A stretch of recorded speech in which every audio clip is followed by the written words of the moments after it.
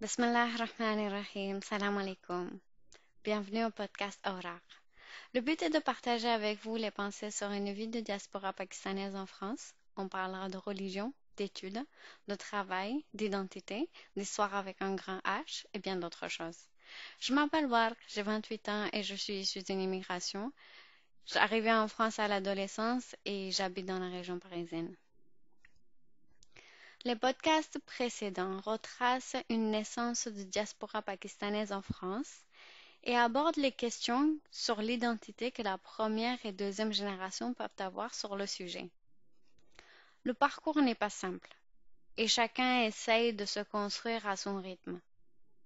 André, qui a été mon éditeur-correcteur pour cette série de podcasts, a eu un parcours similaire en version russe. Aux extrémités de plein de phrases, nous avons réalisé la similarité de nos expériences et nos différences. Une des différences est que lui aujourd'hui est en paix avec ses identités et moi je n'ai pas fini ma démarche. Ainsi, je pense que la discussion que j'ai eue avec lui peut être intéressante pour tout le monde et ouvrir des dialogues s'il n'existe pas déjà d'entraide. Sans plus tarder, voici comment on a pu se retrouver un samedi matin alors qu'on aurait pu faire la grasse matinée. Bonjour André, Voilà. merci beaucoup pour avoir pris le temps ce matin de me rejoindre sur une discussion autour de l'identité. Tu m'as beaucoup aidé pour corriger mes podcasts et on s'est retrouvés au détour de plein de tournures de phrases, plein de choses que j'ai dites sur l'identité, sur la réflexion que j'ai pu mener. Euh, donc, Tout à fait. tout d'abord, je pense qu'on va commencer par ta présentation. Est-ce que tu peux te présenter en quelques mots? Oui, bien sûr. Ouais. Donc, je m'appelle André, j'ai 40 ans, je suis ingénieur aujourd'hui. Je suis arrivé en France à 15 ans, donc en 1995, avec ma mère et ma sœur. Donc, voilà, on est parti de Russie pour des raisons de difficulté de vie, on va dire ça comme ça. Mhm, J'ai appris le français donc en arrivant mhm. sur place. Je pense que c'est un point qu'on a en commun, parce que Oui. voilà. Et aujourd'hui, donc, je vis dans la région toulousaine depuis voilà presque 26 ans. Wow. C'est vrai qu'on a pas mal de points communs. Moi, je suis arrivée quand j'avais 13 ans et du coup, c'est toujours cette période d'adolescence où déjà, si tu ne changes pas de pays, tu es en train de te chercher. Et faire l'immigration, je pense, à ce moment-là, c'est encore plus critique parce qu'on se retrouve dans deux identités. Et après, d'autres points communs que nous avons pu avoir, c'est que on se pose toujours les mêmes questions sur l'identité. C'est pas une question justement liée à l'âge. Par exemple, au niveau de langue, tu sens aussi cette dualité qu'on peut avoir. Oui, oui, absolument. Ouais, tu as raison. C'est vrai qu'en arrivant à l'âge d'horizon, on va dire ça comme ça, donc l'adolescence, on a déjà une certaine base Mm, établie et du coup, on se retrouve avec ces deux langues, une qu'on parle et pour ma part, donc l'autre que je ne parlais pas. mm, Et, euh, et aujourd'hui, je me suis rendu compte, enfin depuis un petit moment, je me suis rendu compte que effectivement, selon les langues, on prend une identité différente. mm, Ça devient comme un jeu de rôle finalement qu'on fait. Moi, j'ai fait par exemple pendant des années, je, je pense que j'ai joué un rôle de français mhm, pour grandir dans ce pays, pour grandir dans cette culture et pour m'adapter. mm, Donc, du coup, est-ce que quelque part, peut-être, j'ai perdu un peu d'authenticité pendant quelques années. mm. Voilà. Et oui, C'est très intéressant parce que je sens aussi cette dualité-là et que peut-être il y a une aisance qu'on a dans une langue et pas de l'autre, peut-être qui fait qu'on grandit dans une autre, dans une plutôt que l'autre. Ou c'était pour toi, c'était vraiment pour une adaptation, pour euh, Pas l'inhibition en fait, mais juste une adaptation et Je j'ai pas réfléchi à l'instant T pour quelles raisons je le faisais. Je pense que c'était une espèce de protection que je me suis mis mm, comme une barrière parce que j'avais besoin de comprendre ce que me dit, j'avais besoin de comprendre où je vis mm, et du coup j'ai créé cette identité-là, donc avec le français, en essayant de m'adapter le mieux possible. Donc mhm, et ça m'a permis de me construire. mm, Bon, après, quid de l'inconscient? Lui, par contre, lui, effectivement, il a peut-être pris un petit peu sur lui, s'est enfermé.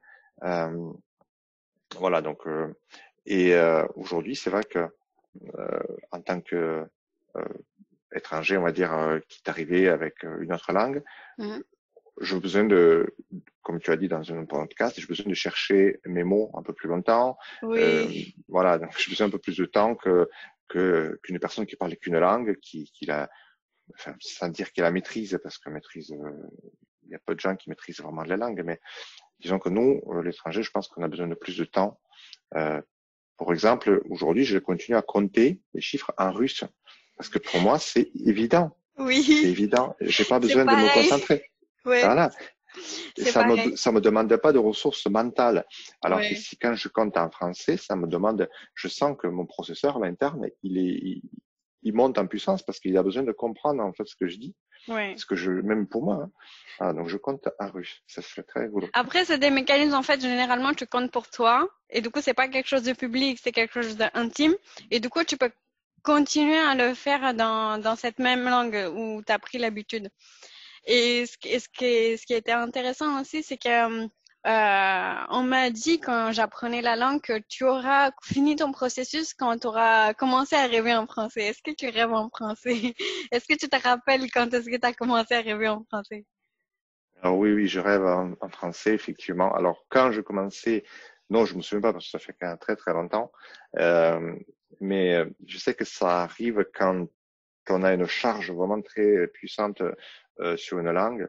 Hmm, Je peux te dire l'inverse, c'est-à-dire que donc ça fait longtemps que je rêve en français hmm, et l'année dernière j'ai rencontré euh, une fille russe avec qui je passais quelques mois et du coup cette charge du russe qui est arrivée sur moi là, intense m'a fait mhm. rêver à nouveau en russe et ça c'était très très bizarre. Wow.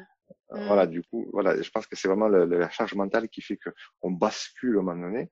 ouais. Euh, si on a des réunions, je sais pas, une autre langue, ça peut être de l'anglais, Hmm, une réunion intense qui nous prend, hmm. et là, paf, on Par exemple, commence à rêver. si tu vas en mission aux États-Unis, en Angleterre, peut-être que cette semaine-là, tu vas rêver en anglais. C'est C'est l'environnement possible. qui influence peut-être nos rêves. Euh, L'environnement et notre stress aussi, je pense, notre stress, hmm, notre intensité de vie, de ce qu'on, ouais, de ce qu'on vit, de la hmm, situation, hmm, va influencer notre subconscient qui va lui vraiment basculer dans autre chose. hmm, Et je pense que c'est comme ça qu'on peut se dire, ah oui, je commence à non seulement parler la langue, mais penser la langue. hmm. Parce que traduire la langue, c'est pas la meilleure façon d'apprendre. Oui. Quand on a parlé, parce qu'on a eu beaucoup de discussions sur ça, tu me disais que tu as eu deux tempos différents pour grandir dans chaque langue et que tu as peut-être beaucoup plus grandi ou naturellement, je pense, avec le corps, avec le même rythme que le corps en français et que ton soi russe, il a mis beaucoup plus de temps à grandir. Tu pourrais Ouais, nous expliquer ça un peu?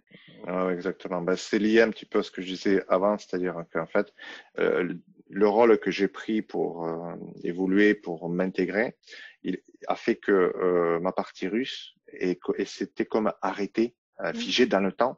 mm, Et donc pendant des années, en fait, j'ai grandi en tant que Français dans mm, ma tête. Hein. mm, Et je me suis rendu compte des années plus tard que, en fait, j'avais ces deux parties-là qui n'étaient pas au même niveau. mm, Donc j'étais un homme de quarantaine d'années, et puis côté russe, j'étais toujours un garçon de 15 ou 17 ans. mm, Et c'était très étrange à vivre. mm, Et, euh, et en fait, c'est parce que je vivais pas cette partie-là. Il s'est arrêté à un moment donné, et ça. comment dire, mon côté russe a évolué le jour où j'ai rencontré ces Russes encore une fois, donc il n'y a pas longtemps, qui a fait remonter, qui a fait équilibrer cette partie. Il a vraiment, je suis arrivé à équilibrer les deux Mhm. et je l'ai ressenti, c'était vraiment très important et je me suis senti beaucoup mieux, beaucoup plus détendu. Voilà. Mhm. D'avoir retrouvé Ah ouais. tes deux identités. C'est vraiment très intéressant comme expérience.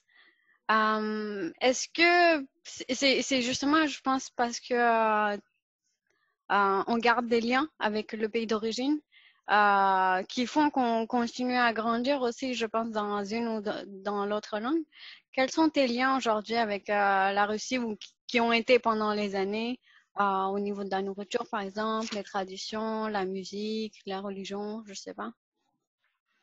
Alors oui, je pense qu'on garde quand même le lien avec son pays d'origine parce que c'est notre terre natale aussi. Mhm, Donc faut pas surtout la dénigrer. Ça fait partie de nous. Alors, écoute, alors la nourriture, il est vrai que comme j'ai pas vécu très proche de la communauté russe et même pas avec mhm, ma mère, bon, à un moment donné, j'étais grande, je suis parti à l'université, on s'est séparés. mhm, Du coup, c'est vrai que je me suis très francisé, hein, d'accord. mhm, Malgré tout, je garde quand même des goûts euh, de quelques plats et je fréquente des boutiques russes pour acheter quelques plats traditionnels, on va dire que je connais. mhm, Euh, après, concernant la musique, alors j'aime bien la musique traditionnelle, vraiment traditionnelle russe, pas soviétique mais russe, c'est-à-dire qui va vraiment au fond des tripes, voilà. mhm. Mais tout ce qui concerne la musique qu'on la comprend aujourd'hui, je sais que j'ai été bercé par les Beatles, Queen, ABBA, quelque chose là, vraiment très Mhm, occidental. mhm. Euh, et donc je suis pas trop tourné vers la musique russe, Ouais, il n'y a malgré pas eu tout. de changement en fait. C'était Non, non, déjà la non, musique ouais. internationale dans ta vie et du coup tu as pu continuer Exactement. C'était à la l'aimer. musique qui me faisait vibrer, si tu veux. Donc, voilà, moi, la musique, si me fait vibrer, je l'écoute. Sinon, bah, ça Mm. m'intéresse pas. Voilà. Et, et après, bon, il y a la question de la religion. C'est vrai que j'ai été baptisé, comme beaucoup de personnes, euh, donc à la religion orthodoxe quand j'étais petit, donc à l'âge de non-raison. Mhm.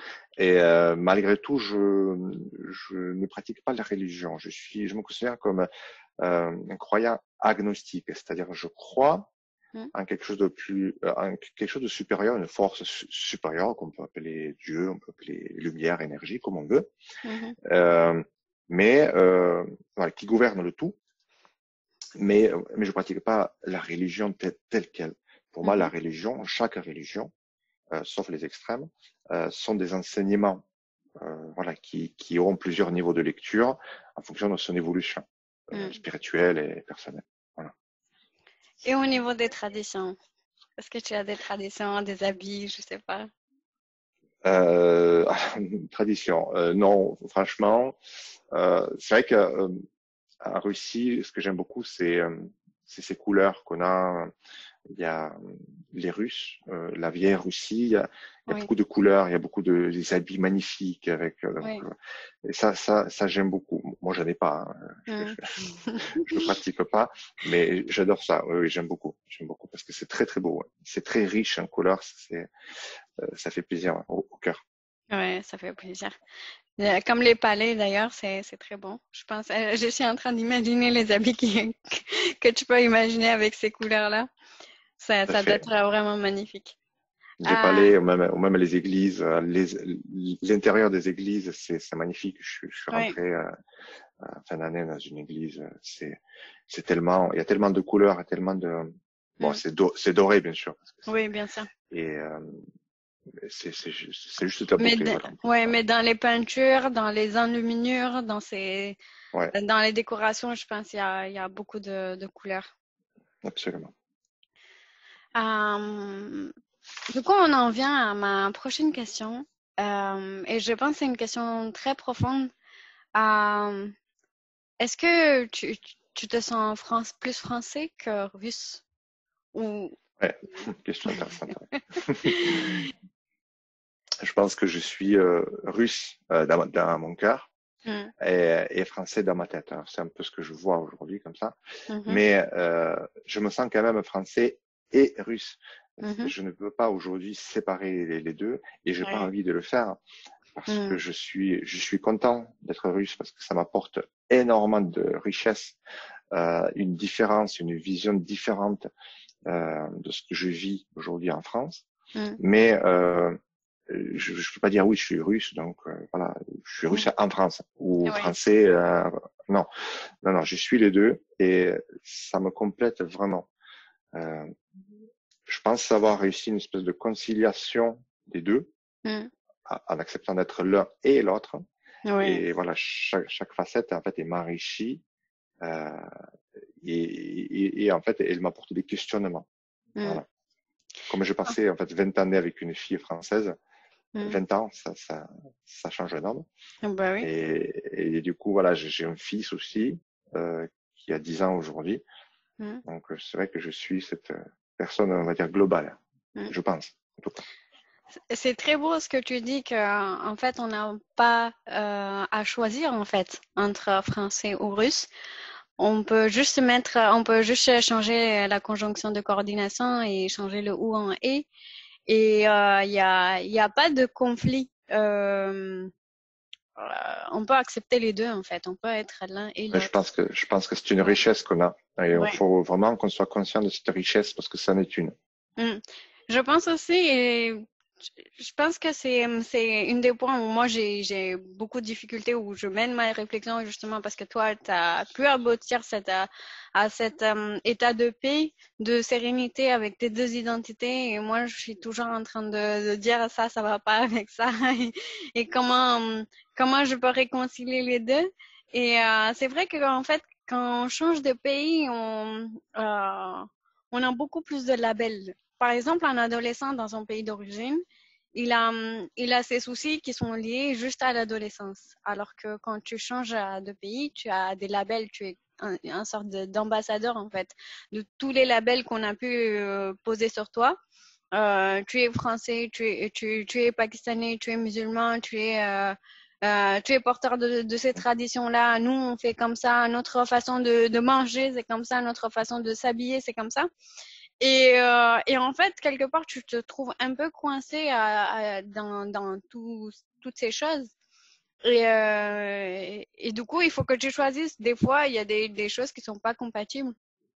Et là où tu dois faire le choix et demander qu'est-ce qui serait le plus harmonieux pour ma personne. Mais je pense que quand on se pose cette question enfin, quand on a ce conflit entre nous, même ça, c'est une richesse parce que je sais pas si aujourd'hui, tous les gens qui ont cette dualité en eux, cette richesse, cette double nationalité, cette double culture voudraient se séparer de l'un ou de l'autre, en fait. Et ça Ouais. résoudrait pas mal de problèmes parce que si on se dit, est-ce que vraiment j'ai envie d'être qu'un, en fait. Est-ce qu'on pourrait se séparer d'une partie de nous? Non. Parce que. Pour moi, je ne pense pas. Ça serait perdre une partie de son identité Mm, et se perdre dans les méandres de son inconscient. À mm, mon avis, c'est on est l'entièreté, on est le tout. ouais, Et voilà, et quand on est plusieurs, entre guillemets, eh bien, mm, on est le tout et on est cette richesse-là. Et notre identité qu'on apporte en France, mm, elle est, elle va enrichir les autres parce que les autres sont curieux. Ils sont ouais, curieux parce qu'ils veulent connaître d'autres cultures. mm, Et, bon, parfois maladroitement, on est d'accord. ouais, Mais c'est à nous aussi d'être fiers de ce qu'on est. oui. Voilà. Je dis, enfin, comme je suis une femme et j'ai toujours cette bataille avec les gens, avec mes collègues, avec les gens avec qui je travaille, de dire les femmes, c'est autant que les autres et qu'au niveau de notre qualité de travail, on peut être toujours pareil. Du coup, c'est un dialogue qu'on doit chacun amener individuellement pour apporter des réponses. Et certes, il y a des choses qui sont faites globalement. Et au niveau de cet enrichissement personnel qu'on apporte aussi, ça aussi, c'est chacun qui le fait dialoguer avec toute notre équipe pour apporter justement le plus qu'on a et, euh, et accepter aussi ce que les autres peuvent nous apporter. Je pense que Exactement. on Je s'enrichit suis d'accord. à travers nos Ne- différences. Exactement. Mm. Exactement. Je suis d'accord avec toi. Euh, Tu as aussi un petit garçon et je suis curieuse en fait comment tu as pu lui transmettre ton côté russe? Est-ce que tu l'as fait et quels sont tes choix de Oui. d'éducation? Je sais pas. Alors, bon, alors, effectivement, j'ai un garçon donc, de 10 ans aujourd'hui. Clairement, j'ai fait le choix de ne pas lui parler russe Mhm, euh, pour une raison, parce que c'était difficile pour moi, c'était difficile. Alors, de fait de mon intégration, comme je dit précédemment, mhm, donc j'ai vraiment mis de côté mon côté russe, donc j'ai eu une espèce de refus, de blocage, mhm, et, euh, et du coup, voilà, je lui ai pas parlé jeune. Et d'autre part, il m'était très difficile en fait de parler à un enfant, donc parler russe à mon enfant, alors qu'il ne comprenait pas. mhm, Comme j'avais pas de communauté russe ou conjoint russe, mhm. je me sentais très très seul en fait. Voilà, c'est comme l'exemple est un peu brutal, mais c'est comme parler à son chien qui te répond pas, et qui te regarde, mais et c'était très très gênant en fait. Oui, Euh, et du coup, voilà. Par contre, quand même, j'essaie de lui transmettre ce que je suis en tant que russe. Je lui dis, voilà, tu es à moitié russe. Donc, oui, tu as cette culture en toi, tu as ce sang en toi qui coule en toi. oui. Donc, il faut le ressentir. Mhm, Et, mais bon, après, par rapport à ça, quand même, j'ai subi une pression très, très forte de la part de la société, de la part de mon entourage. mhm, Beaucoup de personnes me disent encore, ah oui, mais c'est dommage, tu vas pas parler russe, c'est bien. Bon, mhm, c'est vrai que moi, je me sentais pas très à l'aise face à ça. mhm, Euh, alors aujourd'hui, je fais la paix avec moi, je l'assume. Donc mhm. je réponds, mais écoute, voilà, c'est mon choix. C'est comme ça. Je veux dire, vous faites votre choix, Mhm. moi je fais le mien. Et par contre, au début, ouais, ça a T'as beaucoup, essayé. ouais, ça m'a beaucoup fait pas souffrir, mais ouais, réfléchir, ouais, quand même. Ouais. Mhm. Pas très à l'aise. Mais Voilà. il Donc découvrira bien avec en grandissant ce que enfin, je lui laisse le choix. aussi. Ouais, je lui Oui. laisse le choix euh, de l'accompagner, de choisir déjà ce qu'il veut, Mhm, mais je suis là pour l'accompagner au besoin en mhm, fonction de ses souhaits. Ouais, tout à fait. Ouais. mhm. Il n'y a pas très longtemps, tu as pu retrouver tu as pu te rendre en Russie et je- j'ai, j'ai le sentiment que c'était un voyage très très important pour toi. Est-ce que tu peux nous expliquer après combien de temps tu y allais, pourquoi, comment tu l'as vécu ce voyage? Hum. Effectivement, donc fin 2019, je suis retourné en Russie pour la première fois depuis 25 ans. Wow. Alors, ouais, je me sentais pas à affronter en fait cette partie de moi-même Mhm, avant. J'avais peur de retourner et de cette rencontre avec ma terre natale et mhm, peut-être avec quelque chose qui est enfoui en moi. mhm, Euh, et ce voyage a vraiment pris une allure initiatique parce que non seulement j'ai revisité le lieu de ma naissance, oui. mais en plus j'ai rencontré mon père donc que je connaissais pas. Enfin, Mhm, je l'ai perdu, on va dire, quand j'avais 2 ans. mhm, Donc je fais cette rencontre-là. Et je pense que ce voyage m'a vraiment reconnecté à mon côté russe mhm, que j'avais mis de côté, oblitéré au fond d'un trou là. oui. Et en retrouvant cette terre de naissance, je revisitais ma mémoire et je Mhm, me suis reconnecté aussi avec mon père. mhm, Et vraiment, ce qui était le plus incroyable, parce que j'imaginais plein de choses avant d'y aller, je me suis dit que je vais pleurer, je vais avoir mhm, peur ou je vais avoir trop d'émotivité. mhm. Et quand je suis arrivé, en fait, rien de tout ça. Je me suis dit, oh bah, je suis chez moi, je suis Oui. juste là, bien, voilà, point. Ouais, un C'était sentiment de incroyable. bien-être, un sentiment de bien-être. Sentiment voilà, d'être, tout simplement, tu vois, ne pas Mm. réfléchir, ne pas se poser des questions, voilà, mais je suis Mm. là, je sais ce qu'il y a à faire, Ouais. voilà, c'était incroyable. Donc, tu as pu retrouver tes mémoires, retrouver tes repères et aussi ton père. Je pense que c'est un voyage un peu dans le temps, un peu dans la mémoire, un peu Ouais, vers tes origines, parce que tu vas quand même retrouver ton père. exactement. C'était un voyage très riche parce Et je que, pense que, ouais, tout à fait. Et je pense qu'il m'a fait aussi voir la différence avec ma vie aujourd'hui.